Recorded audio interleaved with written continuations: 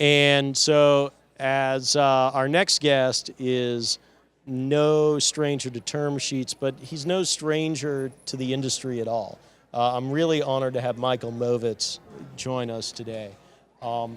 So, I don't know how well our audience is familiar with what you're doing or what you've done.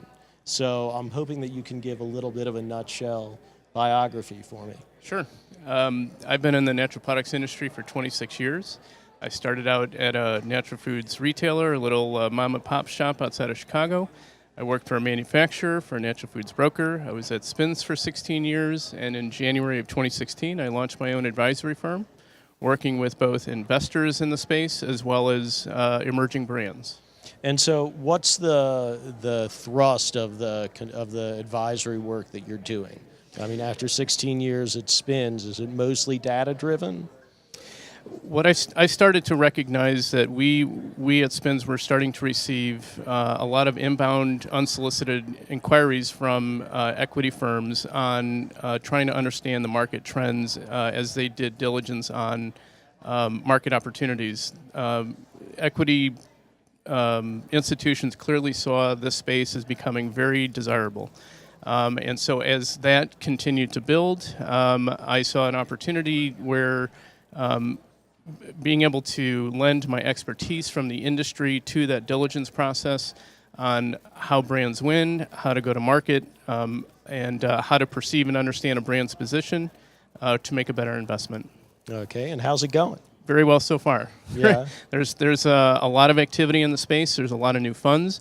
In fact, on the CPG side, there's over $500 million in new venture capital that's been injected into the space over the last 12 to 18 months. Yeah. A lot of new funds popping up all the time.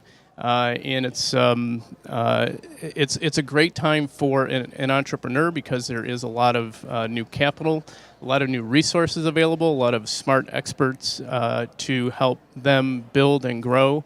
It's a great time for the investors as well because there's a lot of brands that are coming to market that are very innovative and very disruptive. What categories would you say the financial institutions seem to be looking at most within the food space? Plant food seems to be a big area right now. Okay. So whether it's strangely enough, we just heard from a pair of fund representatives that they're very interested in plant food. Oh, well, I didn't even hear that, so that worked out well. So what good are you, you know? Well, I can help them understand the dynamics and the nuances associated with the plant food companies and how in terms of how they go to market versus traditional analogs. But another area that I think is emerging right now is drinking vinegars, anything associated with the microbiome. So whether it's drinking vinegars, fermented foods, and gut health, very much on trend right now and very much areas where there's new investment and new interest. What do the newer entrepreneurial companies need to know about data usage? Scanner data from retail is incredibly important to make fact-based decisions. There's only so far that you can go in terms of working with your gut, but knowing what your true consumer profile is and what their behavior is, what their interests and desires and motivations are, based on fact-based information is critical to productively investing in an initiative. And being able to measure the results and adapt and adjust from that. What you measure, you can manage.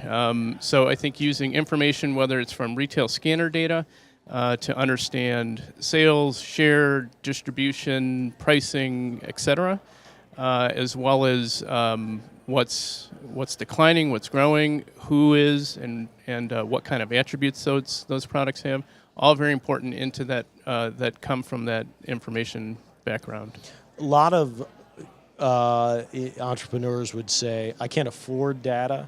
Is it important to budget it from the outset? And I love to ask this question of folks who've come from the data industry, what kind of hacks are there for someone who just can't afford it? There are inexpensive ways to get into the information.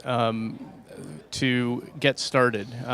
When you're trying to size an opportunity in a market so that you can understand what you're entering, there's a lot of information out on the internet and in media articles that will quote category sizes and growth trends and things like that can be easy enough to come by.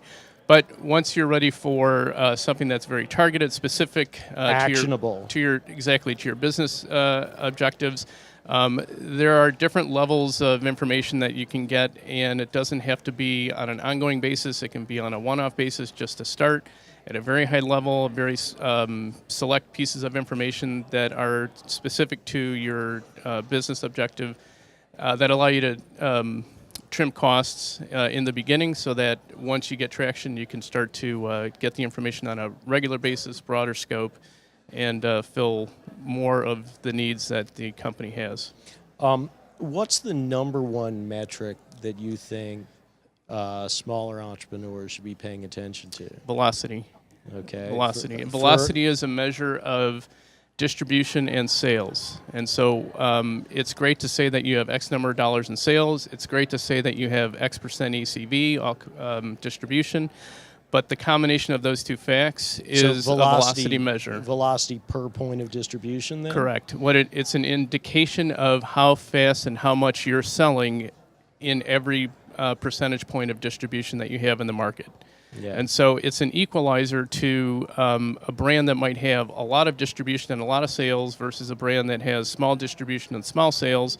That velocity measure can allow you to compare those two different size companies and those two different distribution dynamics with how fast it's actually selling where it is sold.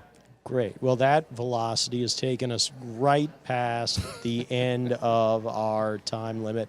So I just wanted to say thank you for joining us, and we'll be signing off from the Livestream Lounge.